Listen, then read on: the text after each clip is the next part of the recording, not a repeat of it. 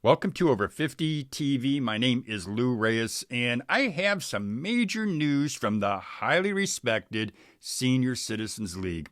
And what they're saying is something that I think every Social Security recipient is going to want to hear. So just last week, the League, they released their initial prediction for the 2026 cost of living adjustment for the COLA. I'm going to give you the scoop. What they're saying is, based on the latest data from the Bureau of Labor Statistics, the League, well, they're forecasting a 2026 COLA of approximately 2.5%.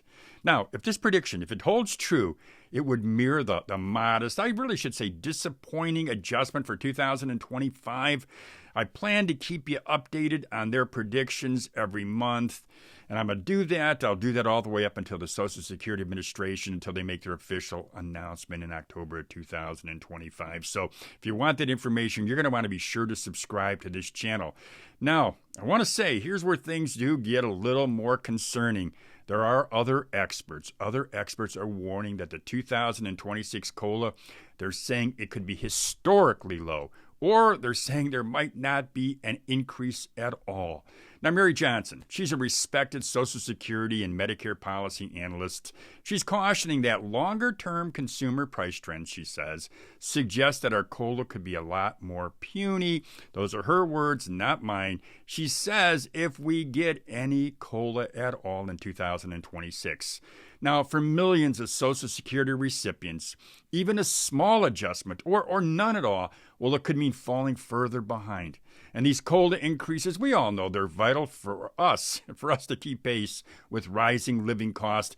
And I believe this. I believe that knowing these predictions early can help you prepare for what lies ahead. So I don't think it's ever too early to be looking at these predictions. Now, I want to give you a reminder. I said this already. I want to say it again. The official 2026 COLA announcement, it'll happen in October of 2025. But the new rates, they won't take effect. They're not going to be taking effect until January of 2026. Now, before I go on, I do want to say this about the Senior Citizens League. They are a trusted nonprofit organization.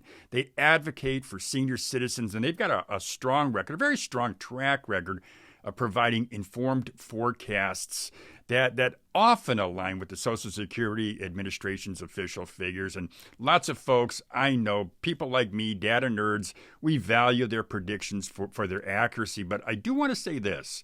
It's always going to be important. It's important for you to remember that these are approximations. There are other factors that could impact this. I don't see it happening, but some factors that could impact their prediction are like inflation, of course, and employment trends. Well, they can definitely affect the final outcome. Now, if you're telling yourself you're looking for the best way to stay on top of critical updates like this, well, I've got you covered. All you've got to do is sign up for my breaking news email. It's fast, it's free, and it's really the easiest way to get the news that I believe matters most to you, and that information is delivered straight to your inbox. So all you got to do to sign up is just go ahead and click on the link in the description box.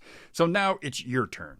How do you feel about the possibility of a smaller COLA or no COLA at all in 2026? I think I can guess based on all the hundreds, if not thousands of comments I've received in the past about the Social Security COLA. I think I can guess what you're thinking, but I'd like to hear what you're thinking.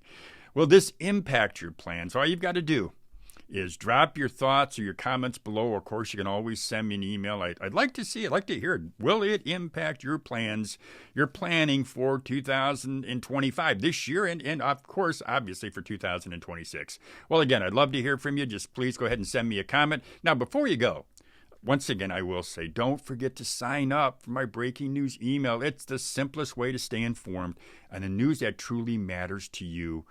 Well, that's all I got for you today. I think that is plenty. I think it's plenty.